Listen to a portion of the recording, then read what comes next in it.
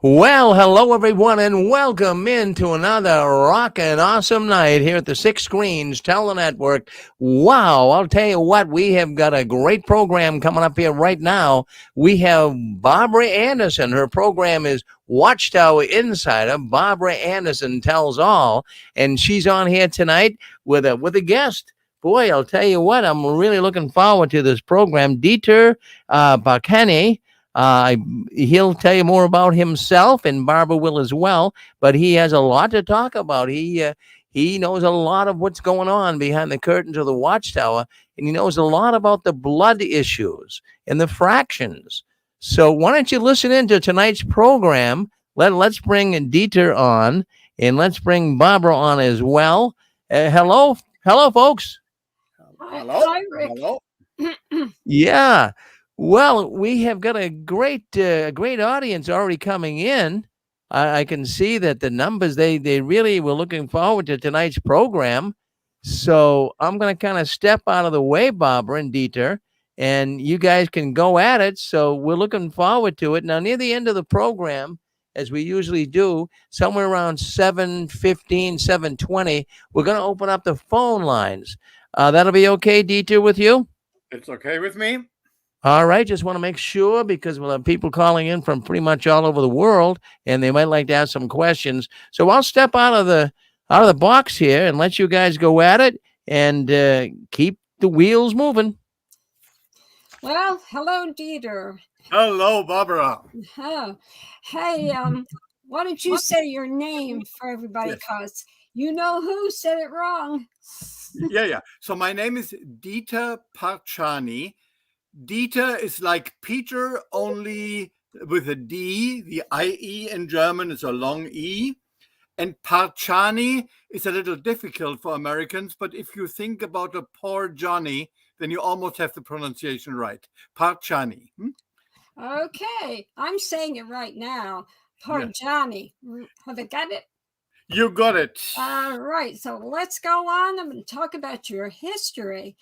First of all, I want to tell everybody that I've known you for quite a few years. Yes. And it's been wonderful to get to know you and to hear your experiences. You had a very fascinating life. I'm not going to say that it was interesting. It depends, beauty's in the eyes of the beholder. I think it was interesting as an ex-witness, but others might feel differently about how you spent most of your life. I think, though, that it was quite an adventure, if you want to look at it that way. Some people say life is a journey.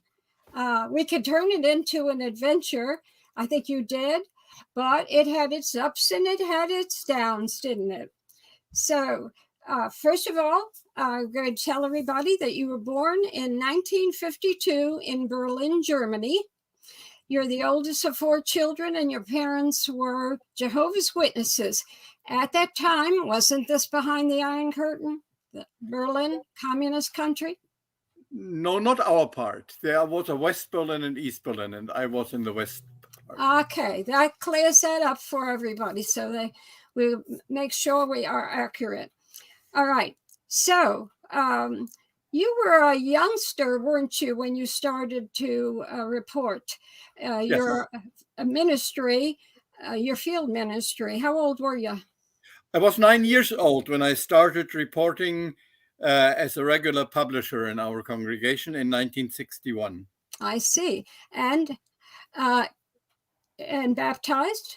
I got baptized in 1966. At 14? At 14 years old, right? Yeah. Mm-hmm. I thought I know enough to make a decision. I did it too, that same time, 14 years old, baptized. Mm-hmm. Yeah, and in 1968, I was appointed to be a regular pioneer, dedicating 100 hours per month or 1,000 hours per year in preaching. And in 1971, I got appointed as a special pioneer, preaching 150 hours a month. In 1974, I reached my life's goal before Armageddon.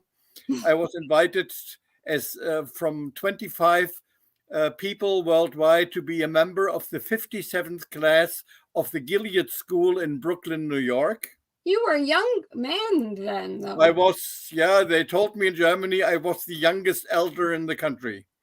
And so, as entering the class of Gilead, you were like 23, 24? 22.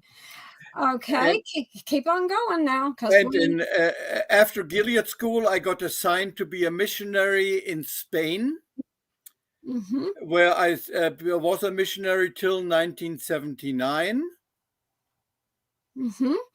And then, of course, there were several events which we will talk about later. I was an appointed elder overseer since the beginning of the arrangement of elders in 1971. Later, I served as a chairman of the Hospital Liaison Committee in Berlin, Germany.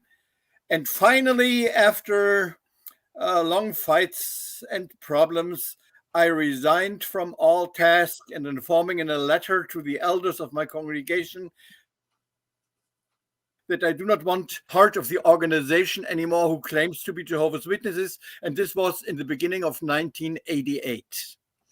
Okay, so about a lot of water passed under the bridge between the time you were appointed an elder and to the time when you left. Yes, I gave approximately 4,500 talks or presiding meetings in German, English, Spanish, and Greek, even to large audiences, a full Berlin Olympic Stadium or the Berlin Waldbühne, and also in Alicante in Spain in the Plaza de Toros, which was filled with Jehovah's Witnesses. So you were a celebrity, weren't you?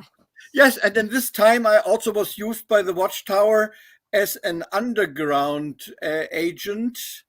Spy? Are you a spy? A spy, yes, in East Germany, communistic East Germany, the German Democratic Republic. Our work was banned. And I had contacts with the branch coordinator there, and he used me to smuggle microfilms and other messages to the branch office in West Germany, who was coordinating the work there. And I was very glad, although at that time I was a family father with 2 kids, that they never got me, because they would have put me into prison for many, many years. You were really taking a chance. But you had a lot of faith, didn't you? And that's what... Yes, I did this all of conviction that I was in the truth. Yes. So, how about your personal life? We don't want to be too personal, but give us a little... my wife, whom I married in 1977, filed after 21 years of marriage our divorce, because she said there was no fundament of our common faith anymore. And she didn't marry me out of love, but because of the position I had in the organization. We had 2 children. My son, Manuel, he died of cancer at the age of 8 years. He did not receive the maximum and ideal amount of chemotherapy and radiation, nor any bone marrow transplantation, because of our refusing of blood components. And my daughter is 43 years now, and she got very, very ill psychologically and physically, being traumatized by different factors. So tell us a little more about your son, Manuel. Yeah, he had to. He was in the hospital for half a year, and that after that 1.5 years of ambulant chemotherapy and radiation. But of course, it was a certain kind of chemotherapy. He had a non-Hodgkin lymphoma, T-cell lymphoma in 3rd stage. And this is a little different. It's similar but different to leukemia, because it affects not only the bone marrow, but also individual organs of the body and also the brain. And they couldn't supply the full therapy because, of course, if the blood values decreased to a certain value, his life would have been put in danger. So at that time, they expected it and went just to the limits. And after he was in remission for a little while, he got a relapse and then died in April of 1980. I see. The sorrow of this was horrendous, wasn't it? Yes, it was. I think it's very terrible to lose a child. And the thing is, we went to the limits of our possible energies. And then when he died, we decided to have a very, very intimate funeral without Bible talks and people attending. Because, of course, I was so prominent and popular, hundreds of people would have come. So it was only my ex-wife and my other daughter who was present at the funeral itself. And of course, later in my life, when I left the organization and I restudied things, also guilt feelings came up because of my refusing to give him blood components. But at that time, I believed that was the right thing to do. And you always get comforted, or they think they comfort you when they say, well, you will see him again in the resurrection. But of course, this is all a very, very bad tool and instrument to mislead people. Yes. I made up my mind years ago I wouldn't attend any funeral because it was just so hard on me. And yet I had the hope for the resurrection, like other witnesses do. So that could comfort you. But I've lost most of my close relatives and are deceased. And you would think that we would be comforted tremendously because of our beliefs, but we have psychologically two pulls on us: the belief of the resurrection, so it's only a matter of time you'll see him again, and then the other feeling of humanity that all has a terrible sorrow when you lose a loved one. Yes. Yeah. So what else do you want to know? Oh no, everything. Okay. Everything. It's okay. You were prominent in the organization, and you were back and forth from Germany to the United States because of your position. And so tell us about your interaction with those in New York. Well, I was very happy to be in Gilead School. And, Gilead School is not just a Bible or missionary school.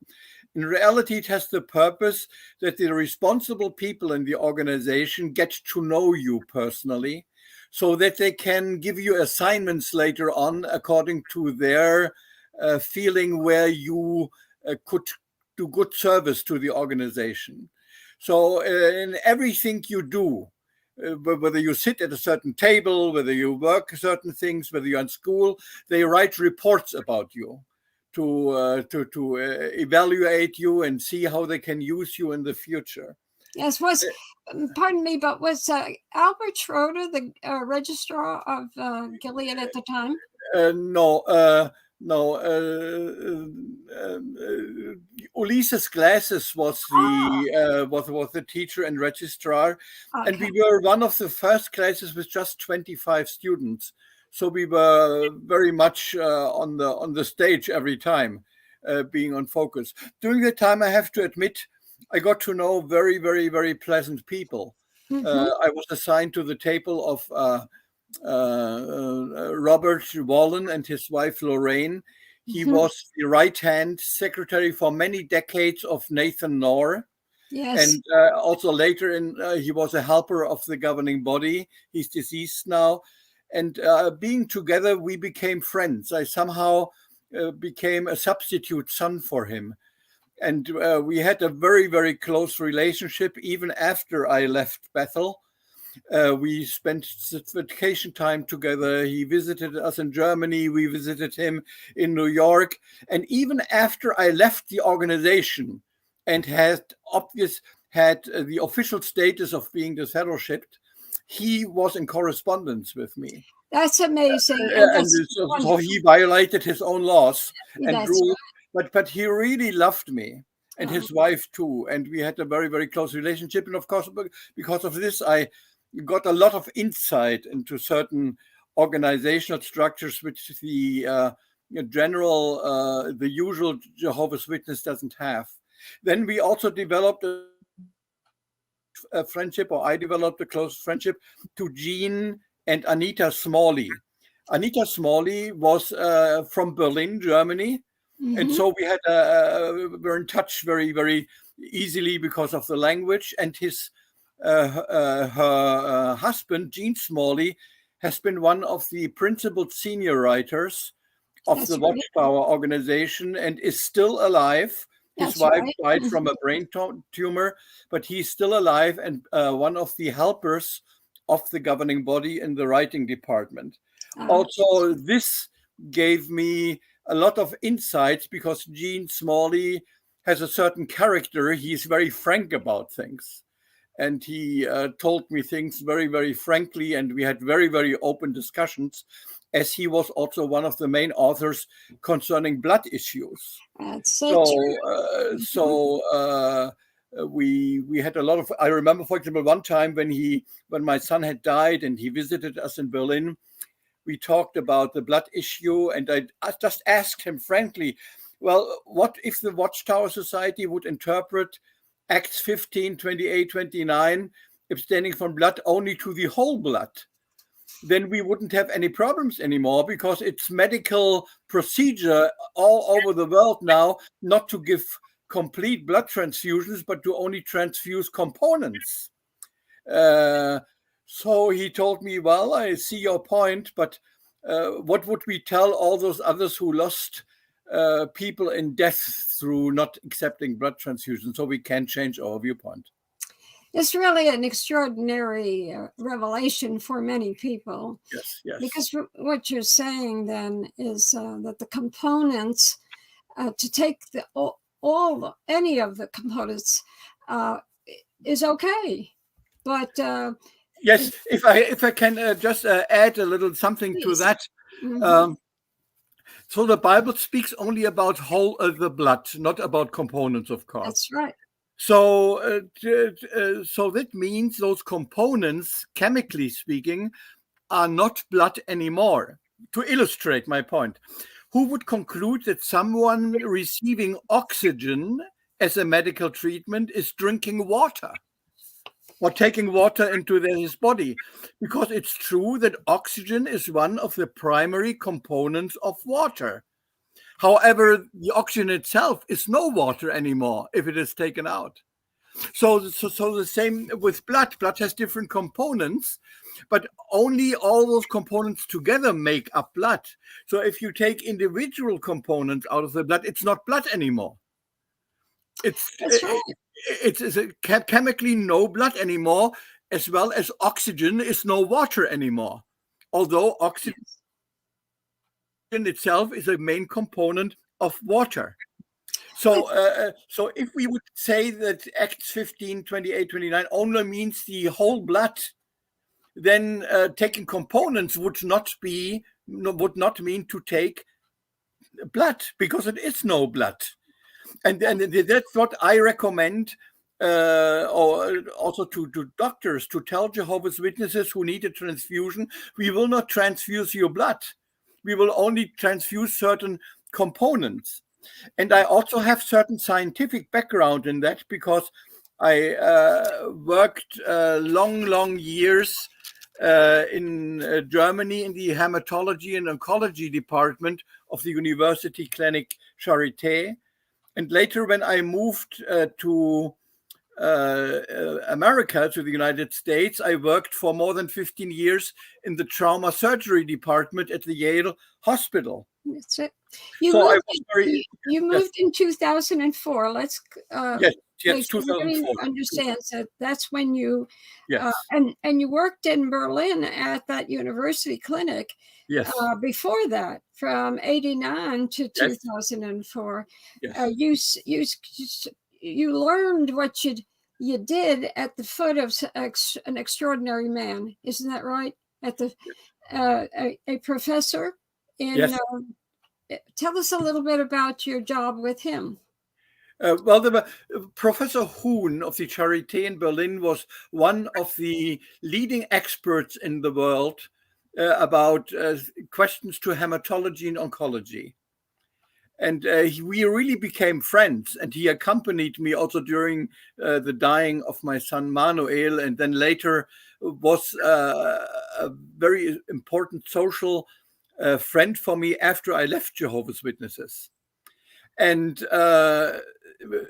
in the United States of America, when we came here with our little daughter, with my second wife, Patricia, the sister of my sister was of my wife was in a congregation here in New Haven, and the wife of the preacher is a professor at the Yale University in trauma surgery. So she heard that we would come to Berlin, that I was assistant at the University Clinic in Hematology in Berlin. So she gave me an interview, and I got a job as her assistant here in the United States. And of course, being in trauma surgery, you always deal with the necessity of transfusions. So also here, I got a very, very good background knowledge about everything which has to do with blood and components. So yours wasn't really a rash decision to make about the dogma on the transfusion that the Watchtower holds fast to. Yours came through being educated and looking into it deeply. And so it wasn't an emotional thing because of the death of your son. No, it was no. So when you speak about this, people should acknowledge the fact of your education into this. Even after the death of my son, I believed that we did the right thing. Yes. That we obeyed Jehovah. Only later, when I was on the way out to the organization and I accumulated knowledge and facts, then I came to the conclusion that was wrong. And of course, I have to live with this now, that I decided that my son wouldn't get the complete treatment. But I believed at that time that was the right thing to do. Of course, now I know it was wrong. It was completely wrong. Of course, I have to admit, I don't know whether my son would have survived anyhow, because there are also children with this kind of cancer who get transfusions and still die. So this wouldn't have been a guarantee. But the thought is, I didn't try everything possible to help him to survive. Yes, and that weighs heavily on you and on so many others in the circumstances. So as time went on, you developed. I mean, you're a very busy man working at the Yale University Clinic in your job. So you were there for what, 14 years or so? Where? In a Yale University Clinic in New Haven. From 2004 till I retired in 2018. So what do you do with yourself when you retire and you have all of this past experience? I'm writing books. I published 5 different books. My goodness. And of course, I love nature. I'm going out to nature. I'm hiking. I'm enjoying my life to be able to determine what I do with my time. And I enjoy my daughter, who is now 21 years old and who is studying at college, something I never was permitted to do. So I'm a happy guy, a happy man. Of course, I feel some side effects of getting older, now being 71 years old. But I really achieved happiness as never before in my life. And I'm very happy that I was able to write so much. I love music. I love performances. I love arts. Well, you're in the right I love place. nature, especially. We You're live close to the ocean. Yeah, and you live close to New York. You're near To New York, the arts, all the main yes. place. And so, what was it like for you to go into the writing profession? I mean, did you? How did you feel about that? How did you come to? Well, I have to say, my wife Patricia is guilty of that. She knew my story and my experiences, and she said, "Dieter, if you don't write these things down, they get lost. You can't do that. You have information and insights nobody else has, so you have to write it down." And she made me write my first book. I may show it to you. It's my first book, Acquiring Freedom from Fundamentalist Religious Thinking. And because I think, Barbara, that the root of many problems of mankind on the field of religion and also politics is not to have different ideas or beliefs. It is the fundamentalist, the extreme people, the fanatics, who say it's only I who are true and you are wrong. And there's no other option. If you don't believe what I believe, then you are condemned. And that's Jehovah's Witnesses. That's your past. They're not alone, of course. So this book publishes everything, all insights about the organization, but also about my life, how I got out of this religion.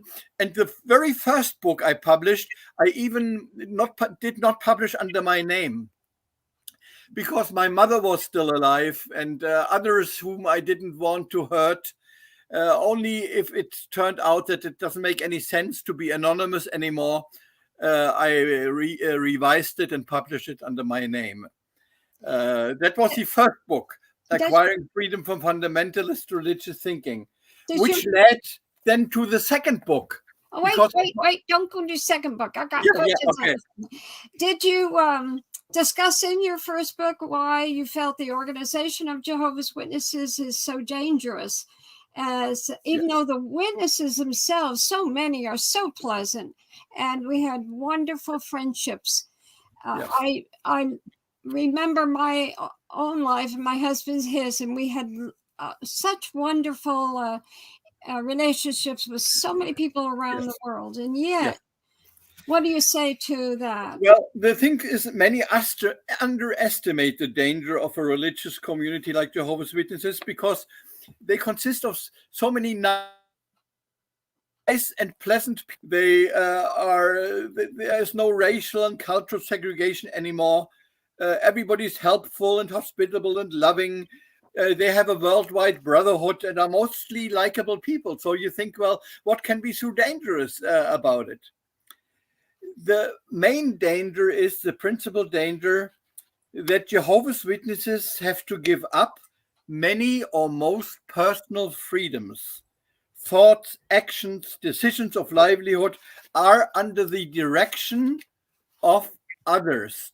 And this has consequences down to the smallest details of thinking, of social context, of lifestyle. It has effects on decide whom I marry, where I work, what I wear, even to the most intimate things and sexual things in life. Others dominate your thinking and your decision making. Mm-hmm. And so you give up completely your own independent personality and freedom. And if you don't exactly believe what they tell you, then you are out. You're punished. You're finished. Mm-hmm.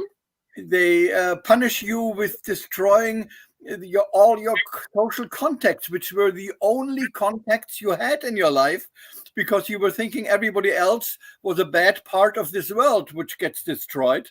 And so you are living in a bubble. And the moment when you're out, you are completely alone. Yes. And this is a very, very dangerous thing. It affects the medicine you take. It affects the time you spend, the money you spend. It affects all your life planning. And this makes that organization so dangerous. Yes, you certainly did explain that well. And the majority of people who have left the organization have been victims of that attitude that the Watchtower has instilled in the witnesses to actually punish former brothers and sisters in the faith by shunning. Yeah. It's But mandated. This mandated shunning is a punishment, isn't it? yeah, yes. And Barbara, the thing is, while you are in the organization and believe everything, you can justify everything. Yes. I believed in all these things. I really did. I never preached and gave good talks where I was not convinced about. There were only certain things at a certain time where doubts developed when I was pioneering, when I was in different Bethel homes in Germany, in Spain, in New York, got to know people personally. Then there came up certain doubts, but I suppressed them. I said, well, there were also imperfections in the early congregation. Israel, not everything went well, and there were still God's people. Until a certain point, when I really felt betrayed and reinvestigated under prayer everything I believed. Mm-hmm. Well, that's the way to do it, to stop and take a good look and investigate it. And if you find it that is wanting, then you start a new life. You have no choice but to do. May I tell you how much I did to get out of that? Yes, of course. There was that Watchtower in November 1st, 1995, which changed the understanding about the generation. That's right. Which would not pass away till the end would come. Mm-hmm. I was shocked when I saw it because I knew that the churches of Christendom explained that the way they did for many centuries already. And I wrote to my friends in Brooklyn and to others and received terrible answers. There were no answers. There was only the admonishment to keep faithful and just accept it.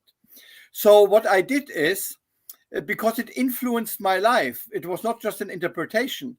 I quit high school after 9th grade because they told us at that time, every day is valuable. You can't spend it in the world. You have to spend it in the preaching work. I didn't prepare for old age. I didn't learn a profession. I didn't. So this affected my life. So what I did is, we had at that time a CD-ROM with all the publications of the Watchtower Society. And I examined every quotation of the Watchtower Society about the generation they had during all those decades. And the result was tremendous. Hundreds of quotations, and printed them out all. They all said it was under God's Spirit that they had that knowledge and that understanding. When they had that new understanding, it was also under God's Spirit, as they said in the Question of Readers. And then when they changed the second time, they also had it was under God's understanding. So I said, well, if they betrayed me in that subject, which influenced my life, maybe they also lied to me in other things. So I remembered what Jesus said. He said, keep asking when you need for wisdom. Jehovah will give it to you. Your father wouldn't give his children a stone or a snake when they ask for fish or bread. So I decided to put Jehovah to the test for 1,000 hours. Every day for 3 hours in the early morning, I started reading the Bible. Again, although I have done it reading the Bible several times before, I read other translations. I read other commentaries, and I examined everything I believed. And under prayer, I even considered that Satan would influence me and whether I have any objects in my house which disturb me. So after 1,000 hours, after 1 year, it was clear to me, this is not a true religion.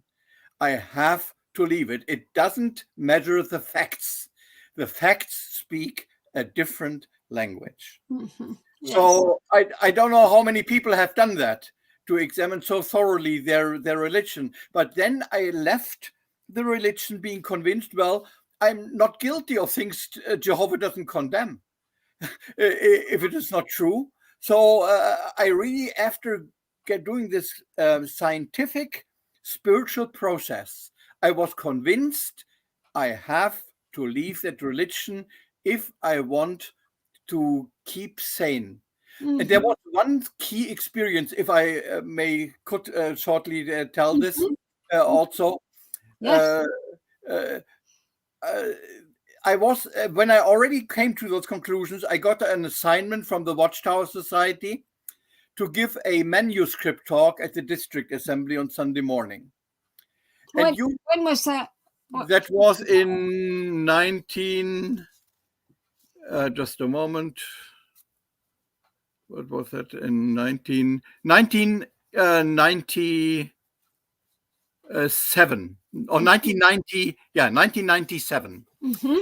And I was already convinced it's not the truth anymore, but I was still an elder, still official. So I didn't want to accept that talk, because when I read it, I said, no, that's in contrast to everything I have learned. But I was convinced by others. It is such an honor to give such a manuscript talk at the district assembly. You can't reject that. And I let me convince to do it. So, you can't change any word on those manuscript talks. There's always somebody behind the stage following the manuscript and see whether you follow it exactly. Mm-hmm. So I gave that speech in the way I was trained to do gestures and to emphasize it and everything. After half an hour, I went down the stage to the bathroom, and I looked into the mirror, and I was pale, completely pale, ready to vomit in front of myself. Because instead of that, I always had done, as a Jehovah's Witness, things. I never wanted to be a hypocrite, and now I was. I said, to keep sane, to keep healthy, spiritually, physically, I have to leave that organization. And this happened to be the weekend of my 45th birthday. So I went out into the fields, raised my eyes to the heaven and said, Dieter, this will be the best ones of my life. And from then on, I went the way out. It was not very easy because I was very popular and prominent, and it was not so easy. Mm-hmm. But but that was my point of changing everything, not just out of an emotional thing because of a committee or whatever. No, I was convinced. The facts show me this is not the truth. This is a dangerous organization. You weren't a hypocrite either. You were, in a sense, you were teaching from the podium at that convention. It's something you didn't believe in. Yes. And that is just counter to psychologically, it's damning. It's just awful to live like that. And Barbara, after I did those 1,000 hours investigating under prayer, I said at the end, well, why doesn't Jehovah answer me and show me that it is the truth? What did I do wrong to resist his spirit? Or did he want to show me that it is not the truth? Or does he not care? Or does he not exist? So that was the point I arrived at. You know how many millions of people who have left the organization, it's that kind of, they're in and then they leave over the many years that the organization has existed, have done that, gone through that same thing. Why, in the name of religion, which you would think would bring you peace, does the opposite? And what an awful situation to have to go through. And all of us who are listening, and myself, who is not, left many years ago like you did, terribly traumatic.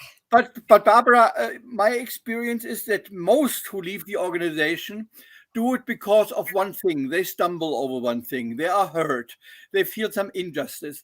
But then they still believe certain things they were taught That's true. Yes. for a while. Uh-huh. While this didn't happen to me. Mm-hmm. Because of my studies, I was convinced Yes. I don't have to have a bad conscience. I That's can leave.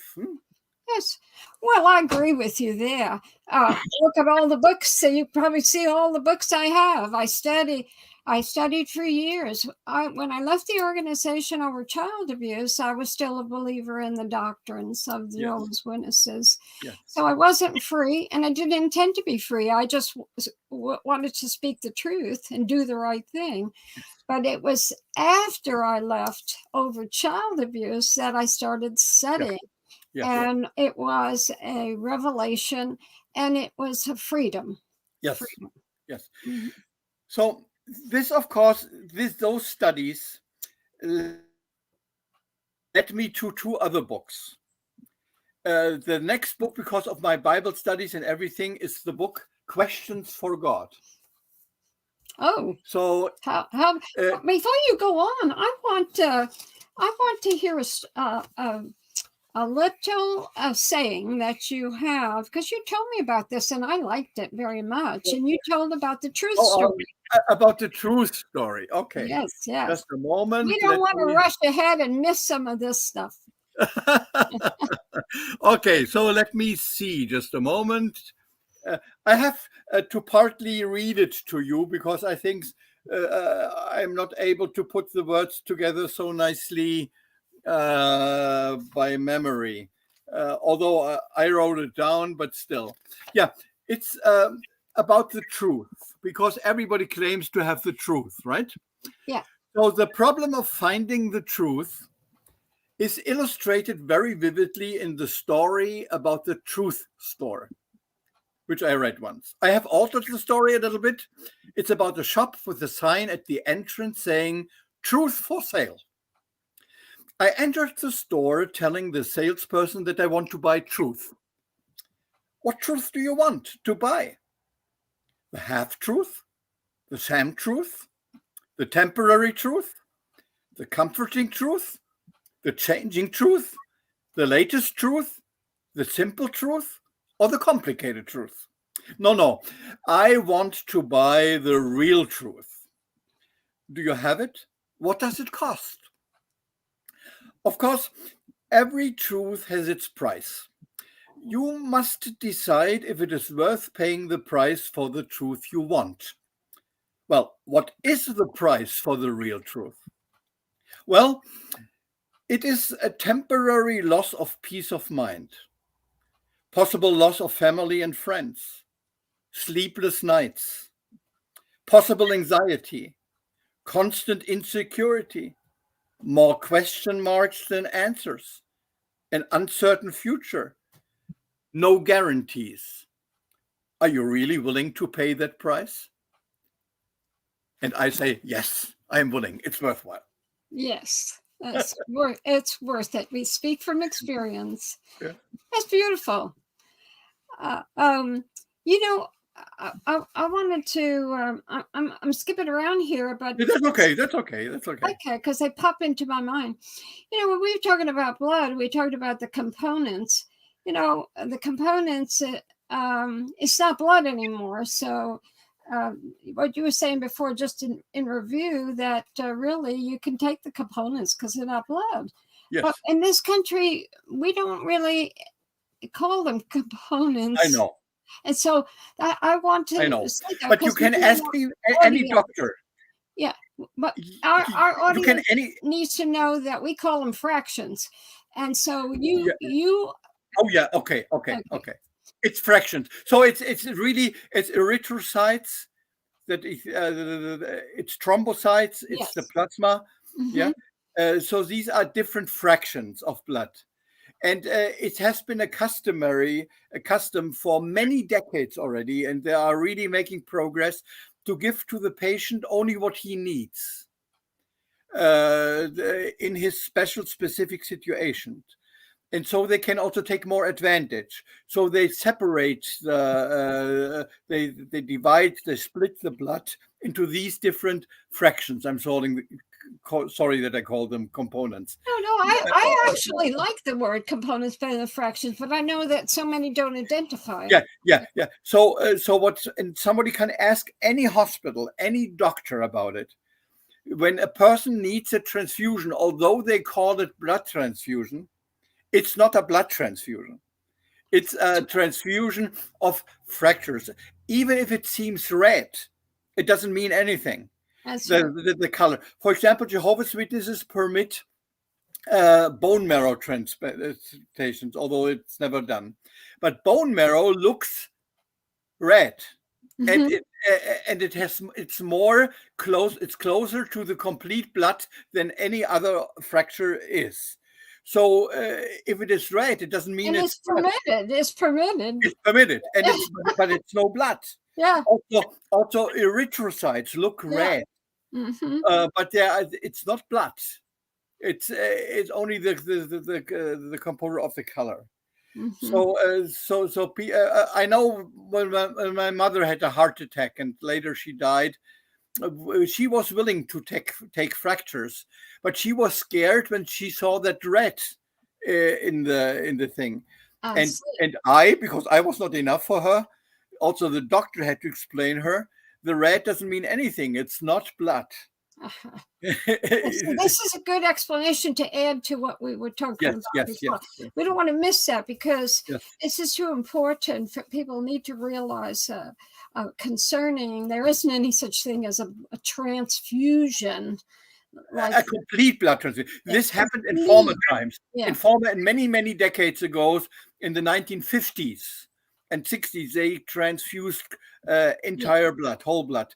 But science has advanced so much in that, and the different components are too valuable to waste it on patients. That's right. It's a huge business. And I did an article a number of years ago that you read a number of years ago called Deadly Theology. And that's when I found out. I did the research and I also picked some people's brains on the subject who knew what they were talking about and found out that it was a huge business, the fractions, but it was a life-saving business. And sometimes my stomach turns when I hear people talking and reading about blood transfusions. It's no blood which they refuse. They refuse fractures which are no blood anymore. So when the elders come in a room and when somebody's had surgery and they're checking up on them to see if they've had a weakened and had a transfusion or whatever the circumstance, if there's a bag hanging there with some red stuff, it doesn't necessarily mean it's got. That's right. Blood in. No, it certainly does. It's a guarantee. It is no blood because it's not customary anymore to transfuse entire blood. Yeah. So that's the most important thing. I was so impressed with the way you broke all this down and to the most important issue here, that why the Watchtower is holding on to this thing. And I happen to know Gene Smalley, and I also heard through the grapevine not too long ago that he's not a believer. Yes. He's not really a believer because he's talked with you about all this. I remember one comment of his. We talked about the heavenly resurrection, which supposedly started in 1918. And he said to me, Dieter, well, who knows whether that really happened? See that? Yeah. Oh, he's a doozy. I have had many a discussion with him, and one of the but he was very influential, and there was a paralegal in the legal department who I knew, and I was working in legal for 6 months, working on the 30th chapter of the Proclaimer's book, which is on legal matters of the Jehovah's Witnesses. So my background is my parents were both Polish, and her mother was Polish, and so we had that in common. So we would chat about our backgrounds. And so one day, though, she was a paralegal on the blood team in the legal department. They had teams of lawyers and paralegals for different issues. Yeah. And she absolutely said to me, she said, this whole issue would have been gone a long time ago if it wasn't for Gene Smalley. Yes. And he had the ear of Lloyd Berry, the governing body member. She said, if he would have stopped this and with his ideas and the changes that he influenced Lloyd with, she said, we wouldn't have to have a team on this. People would be living. And yet she was a dedicated witness. And yet she spoke truth. And Barbara, imagine we wouldn't need any hospital liaison committees, no hospital information service. We just would need brothers who lovingly attend people who are sick and ill. Isn't that the truth? They're so busy scouting around the hospital to find out if we broke a rule that they forget that we need loving kindness when we're ill. Yes. They need to hold our hand when we're ill. But the love is gone. The dogma is always there. And it replaces the love and the kindness. Yes. Such a shame. Okay. Okay. Now, do you have any other specific question, or shall I continue with my books? Well, you can in a minute. I don't want to miss a point here. We want to talk about the governing body and their claim to be of anointed. You have some really strong opinions here. Jehovah's Witnesses, or the Bible students itself, believe during the first 50 years of their existence that everybody goes to heaven. Mm-hmm. Then in the 1930s, they are more and more emphasized, well, our hope is really to live forever on earth. And just let me get a figure about this. Just a moment. Mm-hmm. To really underline that thought. So then in the 1935 they said, well, the number is full. All who get baptized now live on earth. That means in 1935, there were still 52,465 who confessed to be of the anointed who will go to heaven. In 1938 already, there were only 36,000 and somebody because of this change. And this steadily increased to 8,524 in 2005, which was interpreted as a sign the number of the 144,000 was complete. So of the 52,465 in 1935, none is alive anymore unless they are 105 years or older. Mm-hmm. So if all people of a religion believe that they go to heaven, when there is no exception, one must accept this teaching, whether it's true and justifiable or not. But if everyone believes in attaining eternal life on earth, then it is an exception when some of them suddenly confess that God's Spirit has shown them with a click that they belong to the chosen ones with heavenly hope after it. So I personally doubt that everything is all right in the mind of people who claim to have the heavenly hope after 1935, because the general hope is to live on earth. When I got baptized in 1966, there was no option to want to believe to go to heaven or to earth.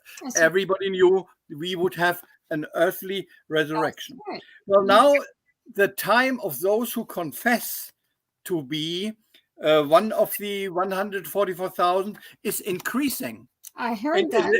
And year by year, and it's more than 20,000 now. Mm-hmm. Now, all 9 members of the governing body now, who say all they are anointed, have been born or be baptized after 1930s. They are all younger than that. Mm-hmm. All have been baptized in a time when everybody had the earthly hope. So they all at some point in their life said they got a click in their mind saying, oh no, I will go to heaven. And this, I really doubt that is psychologically correct. And I even believe that some of them confess all of a sudden to be of the anointed, to be available for higher positions That's right. in the organization, because they still all confess to be of the anointed. I have known personally a couple of people who are those recent confessors to go to heaven. And I tell you honestly, Barbara, I'm not a judge, I'm not a psychologist or psychiatrist, but I have my doubts that everything in their psyche, in their psychological makeup was all right. So I really think it's an absurd situation which most witnesses are not aware of, that all 9 members of the governing body are recent confessors to go to heaven, which have been born after the 1930s. 35, yeah, really. I've told in the past this experience that was told to me by someone who was involved. And that was in 1968 when they were coming out with the idea, and of course it was Ray Friends, of the governing body.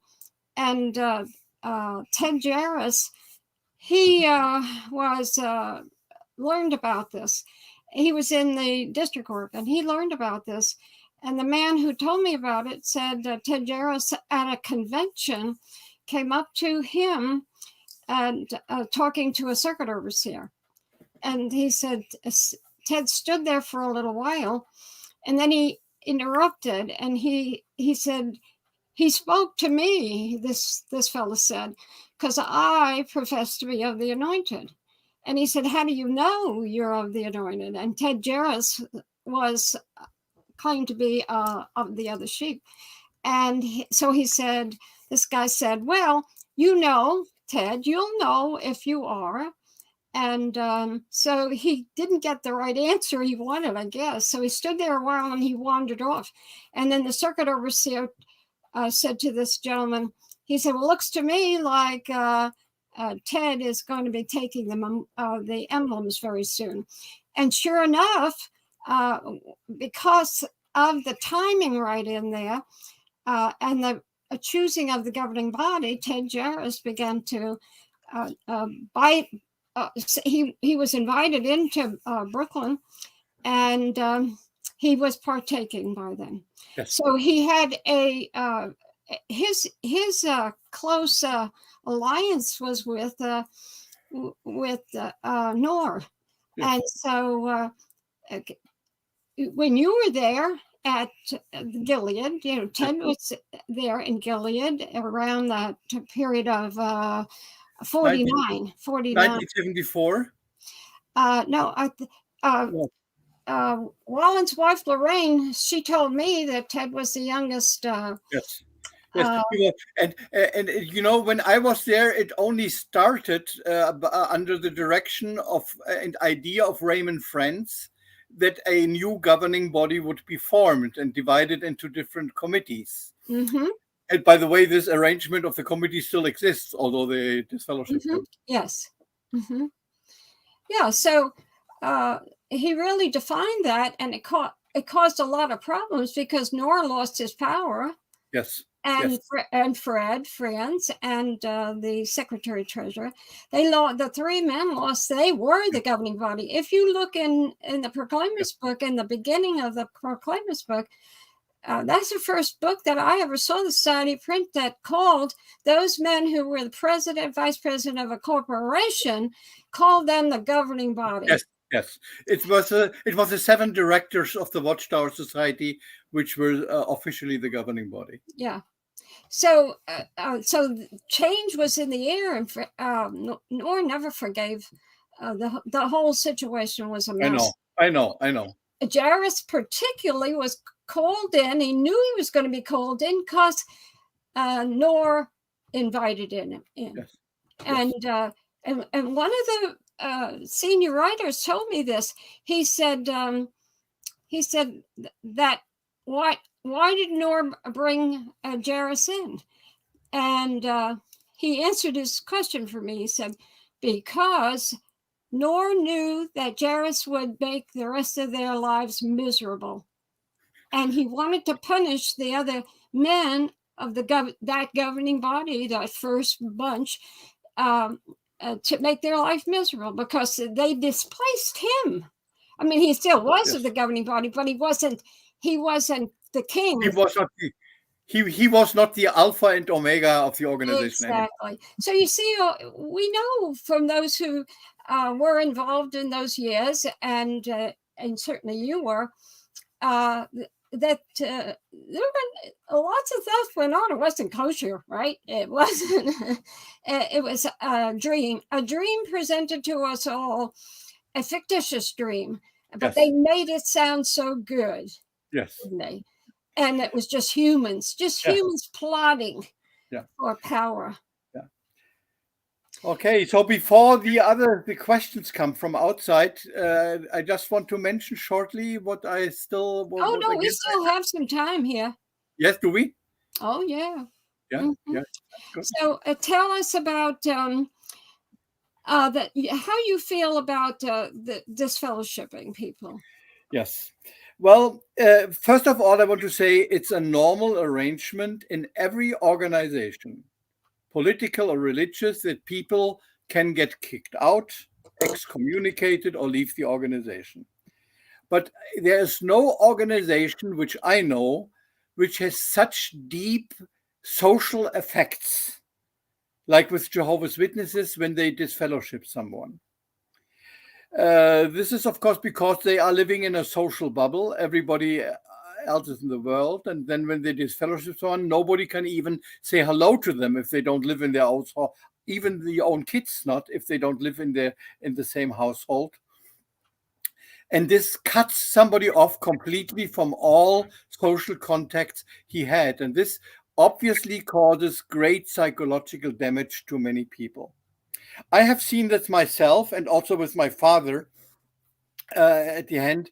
First of all, when I left, people whom I was really friends with, whom I helped day and night, whom I supported financially, emotionally, psychologically, when they see me on the street, they go to the other side and even can't say hello anymore. And this hurts me in a sense that certain relationships I had, I thought there was more to it than just belonging to the same religion. We liked each other. We were friends, also in a human way. And all these things don't count anymore. In the moment when you leave the religion, there is no human feeling and contact anymore. My own brother, who is a circuit overseer still, has let me know, even not himself, but through others, that he doesn't want to hear any news from me anymore till I die. My sister,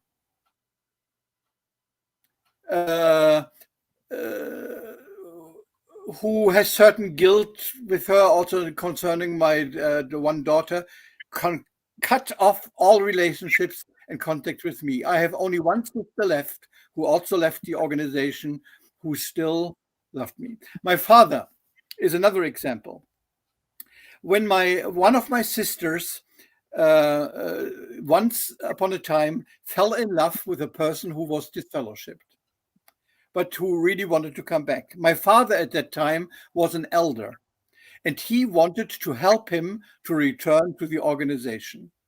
Because of his efforts to help him to return, to be reinstated, the elders of his congregation blamed him that he was violating the regulations of the Bible. And although he said, well, I'm trying to help a lost son who wants to come back. But no, they removed him from all his responsibilities in the organization, and the branch office confirmed this after a second hearing. He was completely emotionally, psychologically broken and had to accept an early retirement because of this. So these are only two examples. I know many, many more, but it's of my family, who shows what psychological, emotional damage the kind of disfellowshipping does to Jehovah's Witnesses. Of Jehovah, I myself never was in front of a committee, because I wrote this letter. But my daughter has been in front of more than one committee. One young woman in front of 3 and 5 men, talking about intimate things, which they tried to define and examine and investigate whether they were wrong or not. Some of those members of the committee even had sexual intentions towards my daughter, and they were in the committee judging her. She really was damaged traumatically from these judicial committee hearings. Mm-hmm. And I have to say, I myself was in judicial committees, but I never tried to intrude into the intimate things of a person, and I only agreed to a disfellowshipping when the person wanted to get out. But I still regret that I was part of this mechanism, this organizational provision of judicial committees. Yes, very damaging. Everybody who is out, who is very active in the organization, has a story to tell that is so moving, and it has to go. The whole arrangement has to go. You're taking people who have little education. Some have a lot of education, but they have they're human, and they have their foibles and their likes and their dislikes, and those things come through when they sit in a judicial hearing over pass judgment on another person. So there's nothing there's no justice here when you're dealing with people who are put over you. It's like my lawyer said one time. He said, "Barbara, there's no justice. There's just a law," and that's true. If the laws are bad, and plenty of places in our world in the past and now present, the laws aren't good, but they get a better law, then the people flourish. And so, but humans shouldn't sit in judgment under these circumstances, especially in religion. I don't understand why we even went along with it, because God is supposed to judge. What happened to God? And then the religious teach, if you're bad, you're going to go burn in a place, and if you're good, you're going to go to heaven. So, but God is going to determine that. How come we accepted that? But I'm not saying that's my belief. That's Christendom's belief. And so I especially feel, I feel sorry for all those women and for those girls who have to sit in front of men who have their own sexual problems and really open up themselves. And I have to tell you how my case was. Once, when I was on the point of leaving, my daughter at that time revealed to one of the elders of my congregation, "Oh, my father said the truth is not the truth." So I was coming to a normal elder meeting, and they all, because of this quote, tried to get me out of the organization. Of one hand, I felt so badly attacked by my other elders who were my friends before, whom I socialized. I felt in the middle age. I think they would have burnt me in a fire. And only because of my knowledge of certain rules and my way of responding, I was getting out of this situation. And then I came home and told my ex-wife and my daughter what they did to me. And I broke down in tears, having a nervous breakdown because of that experience. And they were standing there still motionless, seeing how I broke down because of this way they were treating me. So it's a very inhumane organizational provision which they have in those congregations. And it's a violation of our human rights. And yes. Now that's all coming to the fore, and especially in Europe, this is a huge issue. And in Australia, yes. In Australia, they're really getting to the courts now, and this absolutely. Is. Oh, what's coming out of Australia? There'll be more and more information coming soon. Yes. That is regarding the Parliament and the decisions they're making regarding religions like Jehovah's Witnesses. Yes. It's not a closed, the book isn't closed in Australia just because it had the Royal Commission there. Yeah. So, Yeah. We've talked about it's a harm. The organization is the glorious thing about Jehovah's Witnesses, they believe. It's always the organization, not the people. Yes. The people, if you're going to be a Christian, and even under Jewish law, the people were the ones that the concern was. And when the Pharisees, they made, like Watchtower became like Pharisees. And so that their world crumbled because of this. Without love for one another, that is the thing that is important. But they we all know that. We've seen it over and over again, that it's not people in this organization that are important, and they've gotten rid of even the word member. It has no members anymore in this organization. Yes. And a cold is a cold associates, or Yes. just that's all we are. We were anyway. So we see the harm that this kind of thinking does to people. So that's why I don't really push belief. I'd say I talk about the harm. If they stop harming the people who made a vow to serve this type of religion and that God, I don't care. And none of us should judge others in their beliefs unless their beliefs harm. And this is what's happened through this organization. It's coming to a head everywhere, and those who are listening are following closely on what's going on in Europe as far as this issue, and Asia as far as this issue on human rights. Now, you're publishing books which talk basically. Some of them talk about your questions for God, and Yes. yeah. The question for God is just a result of my Bible studies. They are not provocative, those questions. They're just, I tell honestly, I don't want to provoke. I don't want to insult. I just want to list questions which never have been answered and nobody is able to answer to me. And I divide this in different and this is the result of my Bible studies. Now, when I left the organization, I was very thirsty spiritually. I wanted to get to know, what do others say, what do they believe, and I read about 100 books a year at this time, and I found out that many books are a little boring and long, but they usually have some juice, some really wisdom, some I call them gems. They have gems. So I began to collect this juice.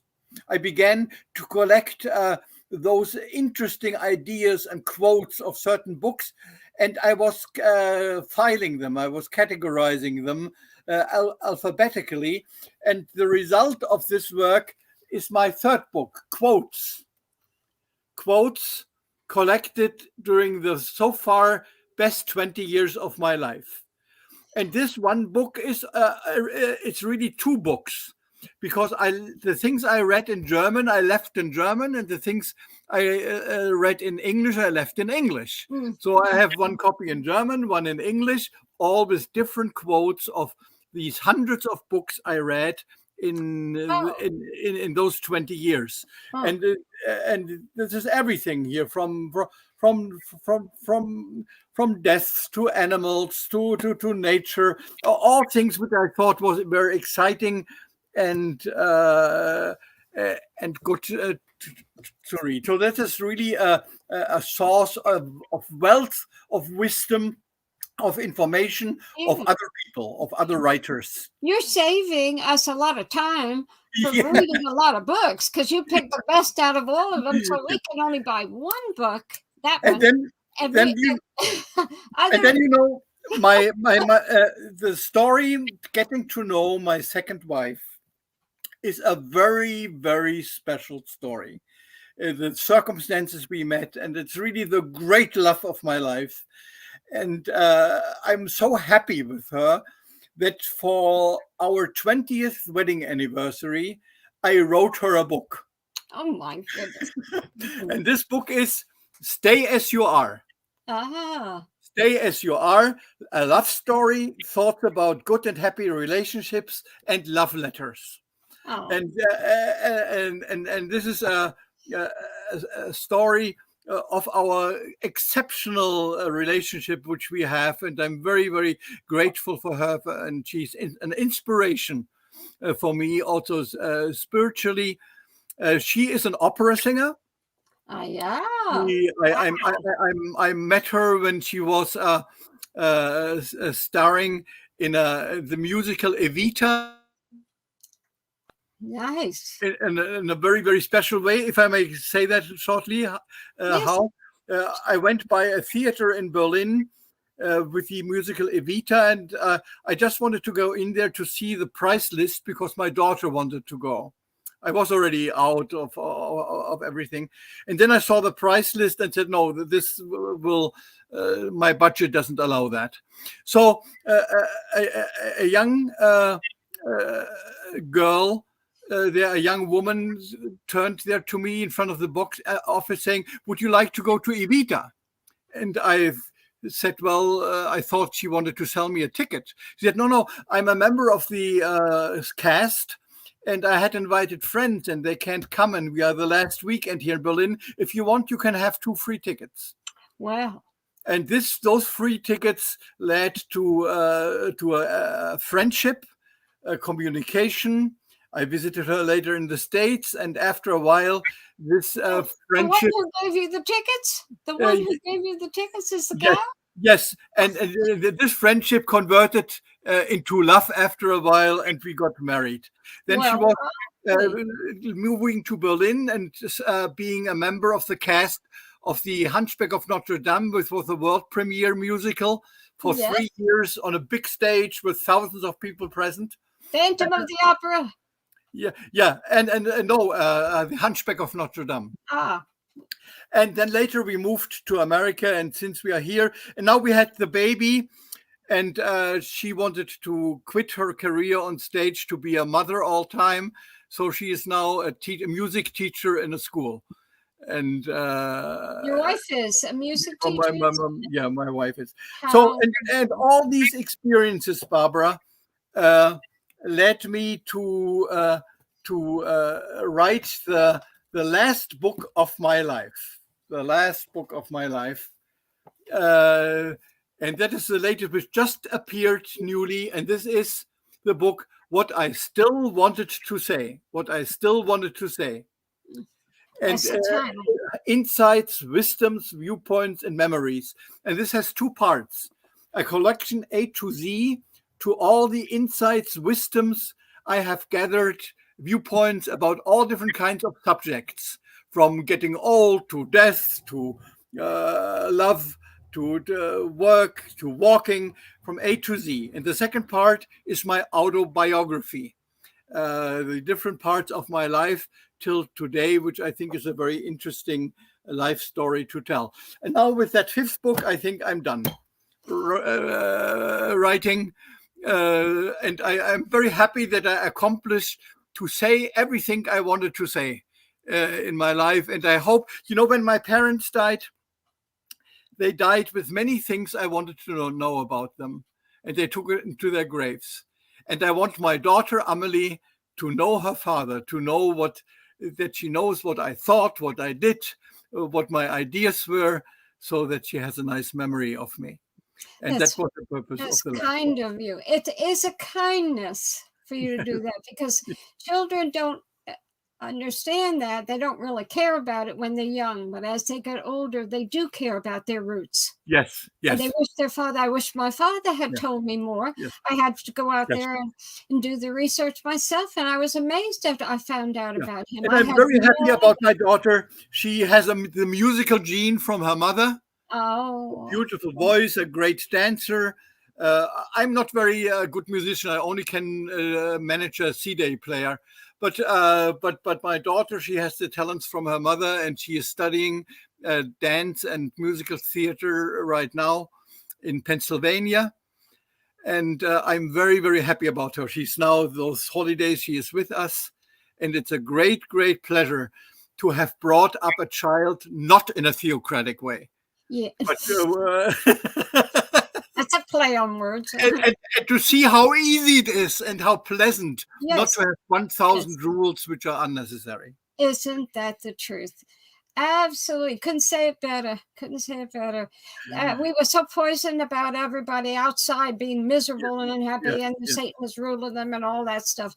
And we were so happy. But behind closed doors, Jehovah's Witnesses overall were not happy and are not, because when you really, really know them well, like we all did, we had close personal friends. They had just as many problems. And as I said recently on one of my interviews, it was at Bethel way back 30 years ago that one of the senior writers told me that half of the congregations in the United States are on antidepressants. And that was in the 90s. So where's the happy brotherhood? You know, it's what's coming into them that is the poison. It's not the good food that's coming into them. It's poison food because it sets people apart. And it's a performance religion. Yes. If you don't perform well in the religion, you're miserable. You're guilty. And you know, one more thing, Barbara. When I left the organization, I didn't want to think about Jehovah's Witnesses anymore, but start a new way of life and thinking. And only thanks to my wife, Patricia, I wrote those books and I reviewed those things to benefit others. Yes. But I didn't want to spend the second part of my life digesting my first part. But now I'm happy that I have written it down, that I have said the things I have said. But my happiness does not depend anymore of belonging to a religion, which is really making other people to feel submissive and obedient. Yes, you're at peace. Yes, okay. I am. And here you are talking about your past. So you are still helping people, but it's a different. It's much more. It's the love that we do it. We do this because we want people to relax. Life is short. Yes. You don't need to perform for if there is a God or if there isn't a God. That's your business. It's your beliefs. Yes. But the divisiveness of mankind is almost always about religion. Yes. Isn't that the oddest thing? Huh? Yeah. It shouldn't be that way. No. How about the questions that Rick says that there will be some people out there? Okay. A lot of these folks, they got questions, but they're shy. Yes. You know, so let's see. I wanted to say, Barbara, if anybody is too shy to ask a question now, if we could put in my email address, I'm happy to receive also emails and answer questions that way. Wonderful. Well, tell them your email address. Yeah. So my email is my last name, Parczany, PARCZANY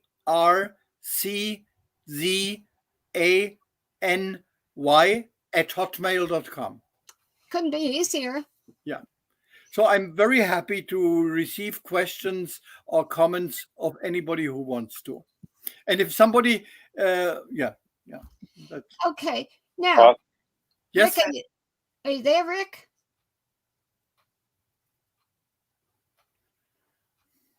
Was that a question? Was somebody asking something? Hey there. Yeah, this was Dan. Is it all right if I ask a question?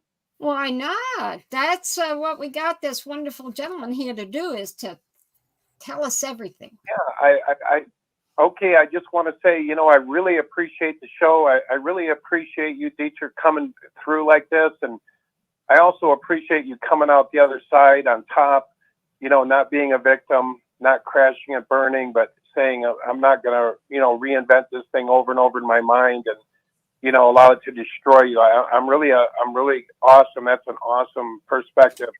A question I wanted to ask you was, since you've been around a long time, who's at the top of this organization? I mean, here's a couple things I want to say.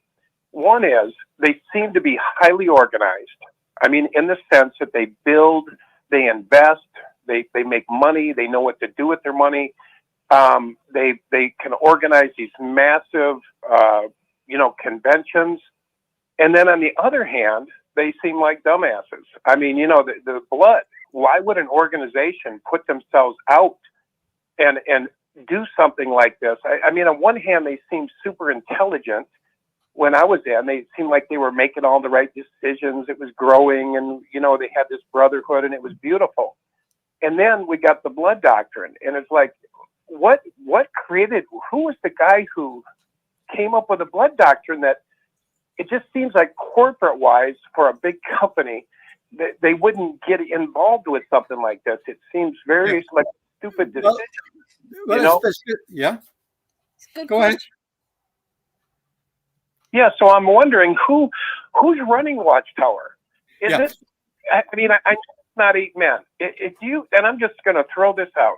Is this like a CIA-run experiment, or are these real people? I always hear about the 8, buffoons, at the top. They couldn't be running something this massive and huge. So I'm wondering, man, who's behind this mega money machine? Who are the people? Did you ever think about that? Or Yes. I understand. I understand what you're saying. What's your name again? Or you don't have to say it. Dan. Dan. Okay. Yeah. Dan. So I think I have enough insight and having known enough people to answer that question. I don't think that there are people in the background which are not known, which have financial profits from it. The real power of the whole organization, also financially, is in the hands of those 9 men. But I think that they themselves are victims of a certain way of thinking. For example, you mentioned the issue of blood. In former times, in the 1920s and 30s, when blood transfusions came up in 40s, Jehovah's Witnesses said, well, blood is a symbol of life, so it should save life. So they had nothing against it. After the Second World War, N.H. Knorr and Frederick Franz came up with the blood issue because they wanted to divide and separate themselves from other ideas and religions. And in all the time, until our nowadays, people like Gene Smalley are behind those teachings to keep them up. And they have the idea, if we change our mind on these issues, then thousands of people would have died unnecessarily, and we cannot admit that. But I don't think that, despite of the billions of dollars of profits they made in selling Brooklyn, and despite of the properties they have, I really don't believe that there's any individual who had financial benefits from this. But of course, those who are in responsibility, they have financial benefits in the sense they live in luxury homes in Bethel. They often travel first class in airplanes. They have a lot of personal contributions they get. They can spend vacation times in any place they choose. And the financial structures of the organization are so secretive that even if there would be a leak in one department, the other department wouldn't know about it. Mm-hmm. There are separated departments in the financial issues so that one doesn't know what the other one does. I agree. But Raymond Friend, when he left the organization, would have revealed definitely whether there is a financial benefactor behind the scene. I really don't believe that. Awesome. Well, thank you for answering that. So just one short little thing. So the part about the blood, when they kind of took it on, that kind of a narcissistic, we want to be so different, we're going to institute that. Yes. Okay. Yes. Thank you. That answered my question. Awesome. You're welcome. Thank you for coming on and sharing. It's powerful. Thank you. Yeah, thank you, Dan. Well, they back then it was kind of cut and dry. They had the scriptures said don't take blood. The scriptures are sort of emphatic there, but there's the context wasn't acknowledged. I mean, they just read into it. It was simple. It was black and white. They went through the war.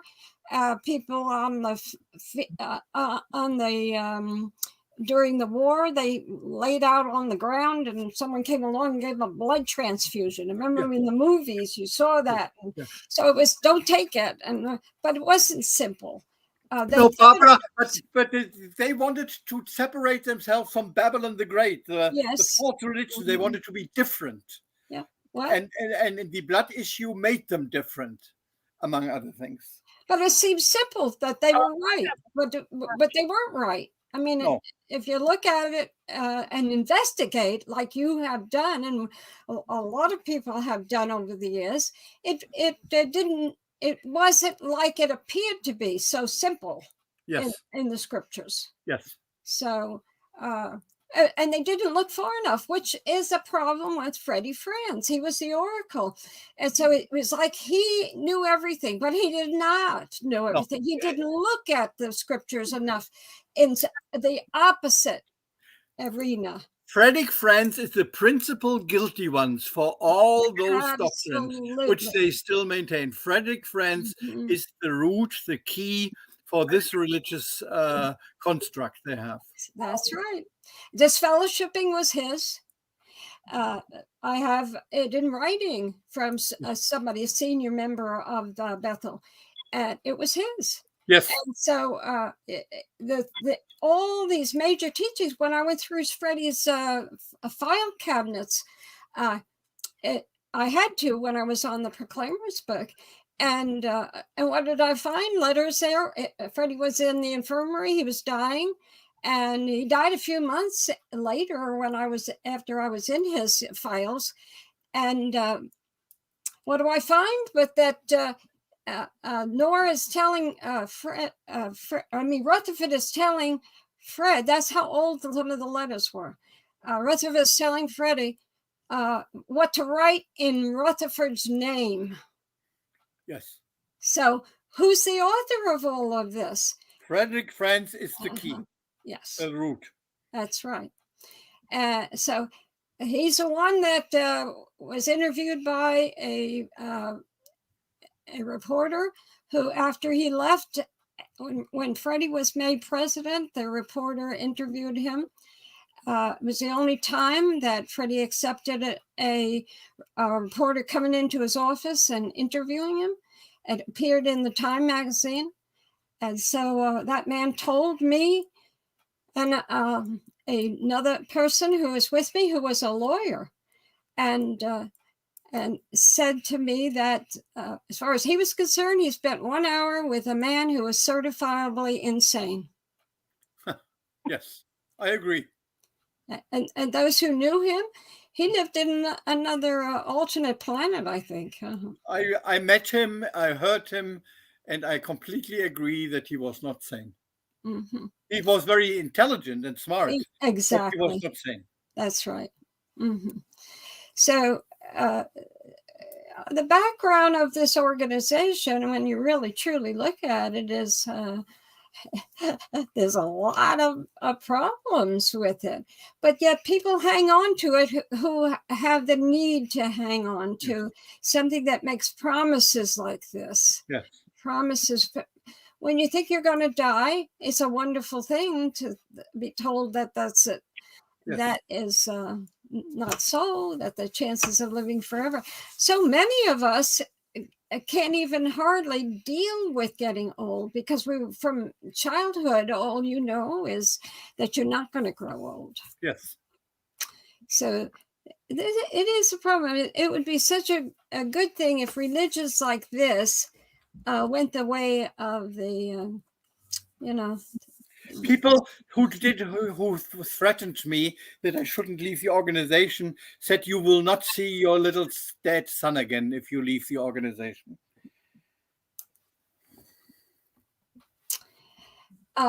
Yes, but where are they now? All these people make these statements, and then 20, 30, 40 years later, they're in the same boat or sinking themselves. We were all so zealous. We said words that weren't true, that harmed. We didn't know it. We thought that that's what the beliefs were correct. Yes. And but the years have shown that it was all for nothing. Yes. So we have empathy for those who are still witnesses. Any more questions? I said we were all true believers. Yes. Yes. I did have a question and a concern. The new brochure they're going to have is for expectant mothers. I don't know if you're familiar with the Diane Wilson book.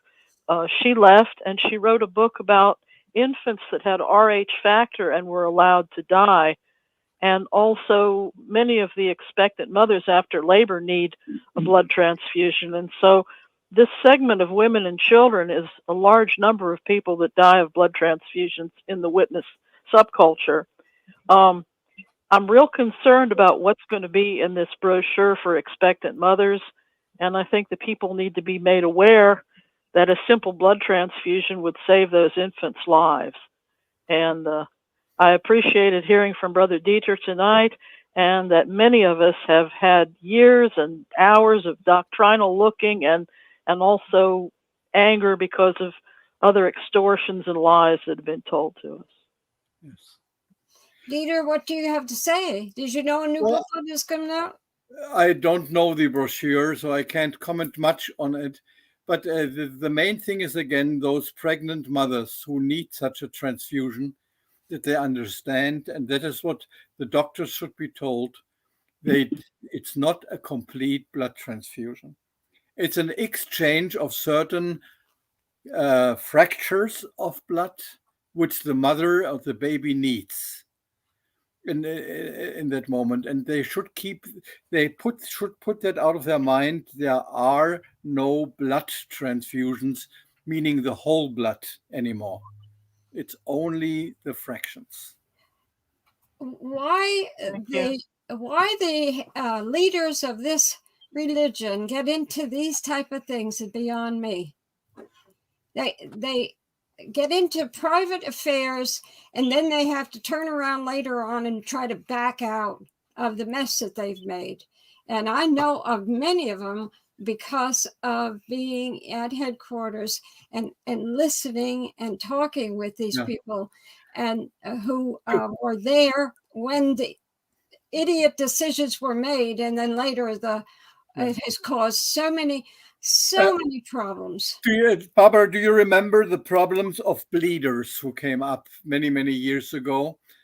And the Jehovah's Witnesses, the brothers, they were dying because they were bleeders. And then the governing body decided, well, we help them. Now we permit that they get plasma fractures, because plasma you can take, but the fractions of plasma have a substance which the bleeders need to survive. And then they started to make compromises about certain fractions which you can take and others not. That's right. Because the problem of the bleeders was too big. Mm-hmm. The same with organ transplantations, because people turned blind because they did not permit the transplantation of how do you call it, the eye, I don't know the English word, hornhaut, which you need to see.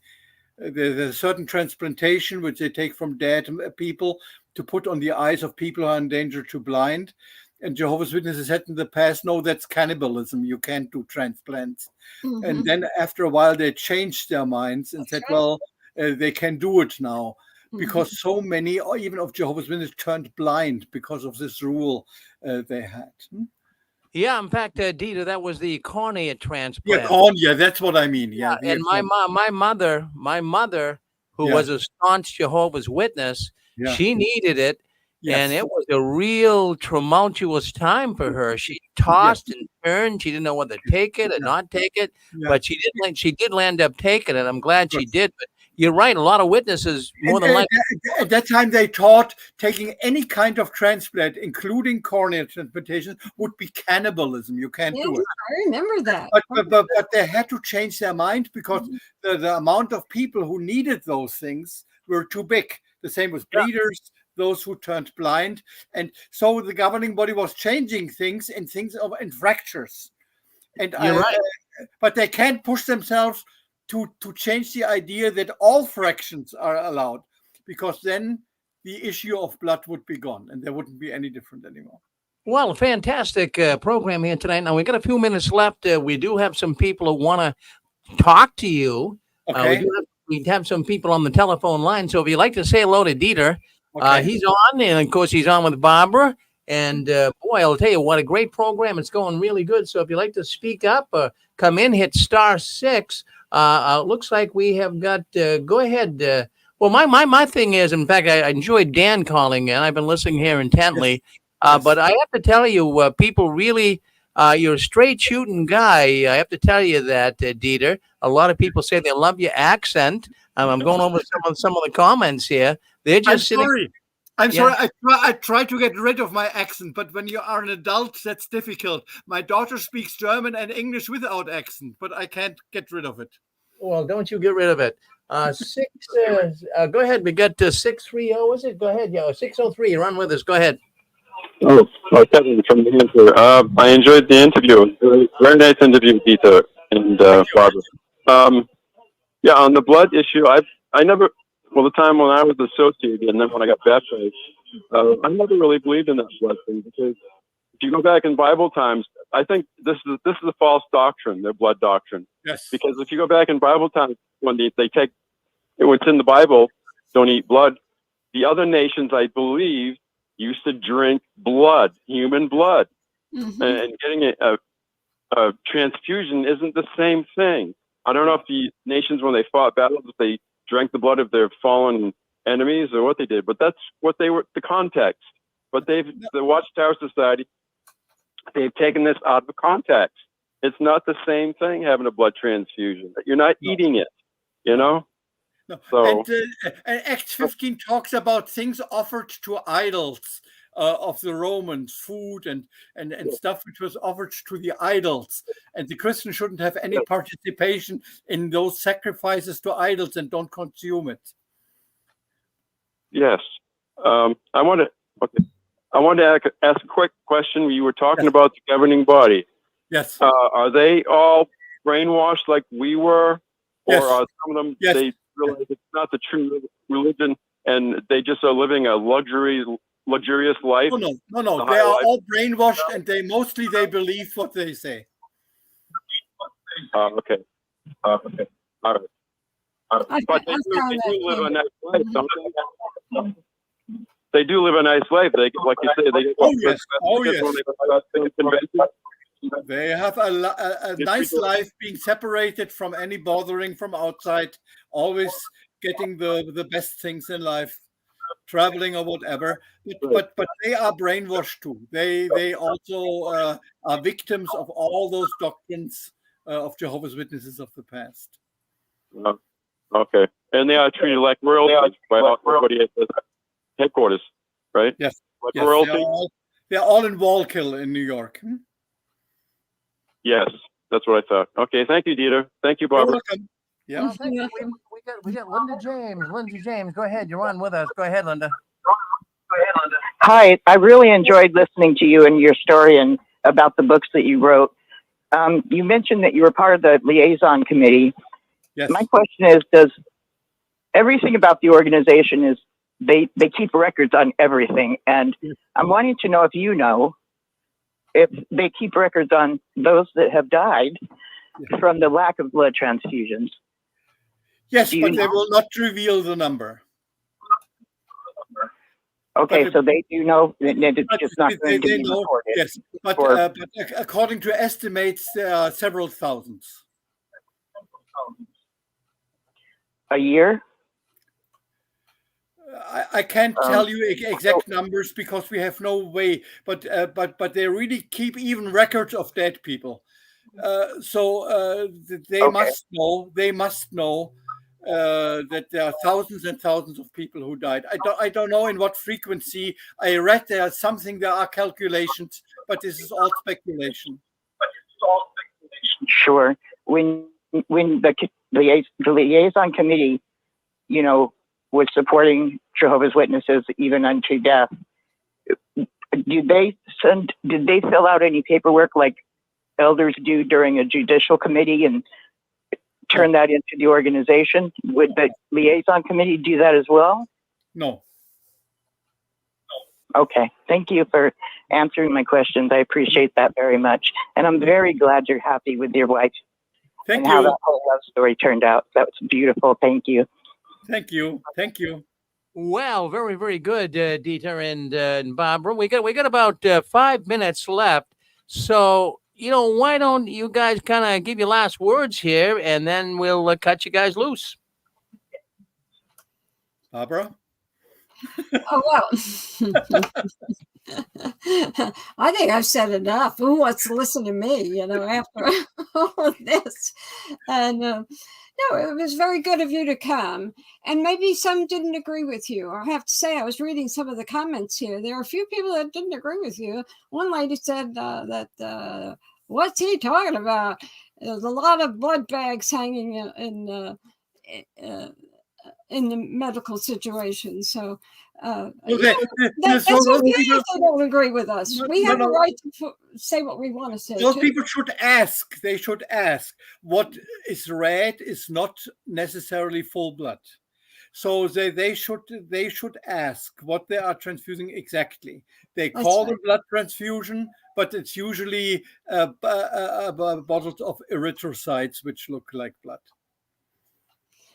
Yeah. Yeah, that's that. When I read her comment, I thought of that too, because I always assumed it was hanging there and had red stuff in it. It was blood. Yeah. You know? So we got a little more education on the matter. Yes. And so you know, so we could jump to conclusions. We need to, before we jump, we need to take a second look at whatever bothers us and see what the answer is. You were involved in all of this. I was not involved in it. You were, so you know more about it than if we have a doctor calling in and talking to you, and we listen to a discussion between the two of you, then we can make some decisions. Yes. Yeah. So the final. Okay, go ahead. Yeah, I just wanted to make a comment. How, you know, I wanted to make this comment how governing body could stop the nonsense with blood. And I want to put it on here because I think it could end it for them. And I'm not trying to help them get out of it, but I'm trying to help maybe, you know, someone else live. But why couldn't governing body say, you know, to the congregations a letter, because we're under scrutiny, because we're under magnification, because, you know, that we're constantly being sued, we're going to have to make the blood thing a conscious matter. And you guys know the truth. You know what the Bible says about blood, but we're going to have to make it a conscious matter publicly and kind of leave it like that. They're not saying they disagree with it. They're just saying we're forced to do it because of the way the world is right now. And it seems like that would be a way to get out of it. The congregation would understand because they believe everything, as opposed to continuing to be sued. It's going to be more magnified. It's going to be more, but it seems like that would be an easy out to just say, we're going to have to leave it to your conscience, guys, like we did organ transplants. Yes, anyway. I agree. And they even can stay with their interpretation of Acts 15 and say, we don't take blood. They just should leave that specifying of fractures, of different kind of rules. Yes, some not. They just should stay, well, we believe you shouldn't take blood as a whole, and that's it. And everything else is a personal decision. Mm-hmm. Yeah. Awesome. Thank you. I agree with you completely. Well, they aren't as strict as they were, you know. it depends from congregation to congregation. That's what I've heard. And as the elder body, some places are really into this stuff and following people around to catch sin. But other places, it isn't like that, you know. So, but I hear that if you say you're sorry, you know, if you take a blood transfusion, say you're sorry to the elders, that there's the person that told me this said there was not any punishment like it used to be. They are dealing it more mildly and with more carefully than before. Mm-hmm. Well, they learned the hard way. Yes. Just like they learned the hard way that they shouldn't have been involved in people's personal affairs. As a religion, mind your own business. Yes. You know. So, but when they did that, now the fruitage of it, years and years of this, people have had enough. That's why the religion is faltering. Yes. Well, Barbara, Dieter, I guess we're going to have to wrap it up there. We got the news coming up next, but boy, I'll tell you, it was a great program. In fact, I'll tell you, I've been listening to many interviews here that Barbara's had, as well as other people here on the 6 screens, and I have to tell you, this was my favorite. This is one of my favorite. Where you come across as a genuine person. I'm sitting back here. I'm trying to find some really good adjectives that I can use and describe you. You connect with the audience. I don't want to sound like the military school teacher here, but you do connect with the audience. The audience loves you, Dieter. I mean that, and that's important. And I can imagine when you were, giving talks at the conventions and what have you. I would bet you were one of the better speakers on the platform. So. I thank you very much for the compliment. It has been a pleasure. Thank you. That's why he gave 4,500 talks. Yeah, well, when you said that, I couldn't believe it. But if he gave 4,500 talks, those guys liked him. They liked him. Yeah. He had in English, Spanish, Greek, and German. Yeah. Wow, that's amazing. That's amazing. Do you speak those languages? Yes. I do. We got one more question, then we're going to end the program. Go ahead, New Hampshire, Ron. One more question. Yes, from New Hampshire. Dieter, I want to ask you, the governing body, when they came out with that overlapping generations, I was like, I had to look that up in the dictionary to see if that was true. It's like, well, that doesn't make sense. No. Because I could be from that generation. I live with my grandparents who were from that generation, but I'm not from that generation. I was born in 61. I'm not from the 1914 generation. Such a stupid explanation. Such a stupid explanation. Does the governing body, do they realize that they lied to every Jehovah's Witness? I think, I don't know what they think, how stupid we are. Okay. All right. Thank you, Peter. All right. Well, anyways, we're going to have to end it there. And Dieter, thank you very much for coming on Barbara's program. And Barbara did an excellent job. And thank you very much for getting Dieter to come on with us. Keep up the good work, Barbara. You're doing a good job as well. We appreciate your efforts. We really do. We hit the 6 screens Telenetwork. So thank you. Let me tell you, the best people are leaving the organization. Well, I can all see. have a story to tell. Oh, they really, really do. And of course, you have them come on here and tell it, and we really do appreciate it. Mm-hmm. Well, anyways, we'll end it there, and we're going to go to JW World News. Now, listen, don't you guys leave our network. We got the news coming up next. That's the news the Watchtower doesn't want us talking about, but we talk about it every Saturday night and every other Sunday right here on the 6 screens Telenetwork. Thank you very much. Keep standing tall, both of you. Don't ever give in, up or out. And the last one, leaving the Watchtower, as I always say, turn off the new light. So we'll end it here, and we'll get into our next program. Good night, everyone. Good night. Good night.